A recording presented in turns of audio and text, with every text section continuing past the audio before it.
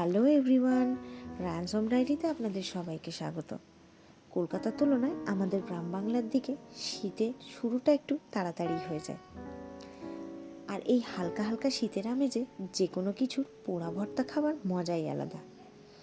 গ্যাসের থেকে মাটির উনুনে পুড়িয়ে ভর্তার স্বাদই অন্যরকম হয়। তাই আজ আমাদের আজের উনুনে 5টা টমেটো পোড়াতে দিয়ে দিলাম। টমেটোগুলো ওদিকে পুড়তে থাকুক, এদিকে চলে এসেছি আমি কিছু কাঁচা লঙ্কা, কাঁচা পেঁয়াজ আর ধনেপাতা কুচি করে কেটে নিতে। এগুলো কাটা হয়ে গেলে উনুনের কাছে গিয়ে দেখি টমেটোগুলো ভালোভাবে পুড়ে এসেছে, তাই ওগুলোকে তুলে নিচ্ছি। এবার এগুলো খোসা ছাড়িয়ে নেব। দেখুন টমেটোটা ভালোভাবে পুড়েছে বলে খোসাগুলো কত ইজিলি টমেটোর গা থেকে ছাড়িয়ে নেওয়া যাচ্ছে। এবার সবটা ভালোভাবে মেখে নেওয়ার পালা।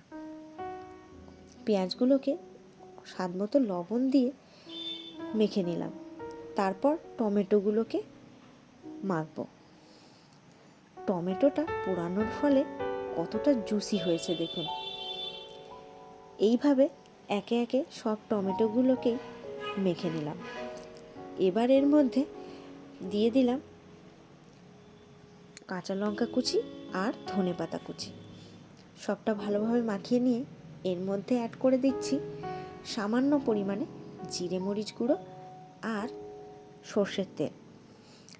টমেটো ভর্তার সাথে জিরে মরিচের গুঁড়োটা আমাদের পরিবারের সকলের পছন্দ, তাই ওটা অ্যাড করে দিলাম। সবটা ভালোভাবে মাখিয়ে নিলেই রেডি হয়ে যাবে কাঁচা পেঁয়াজ, কাঁচা লঙ্কা, ধনেপাতা দিয়ে মাটির উনুনে পোড়ানো টমেটো ভর্তার রেসিপি।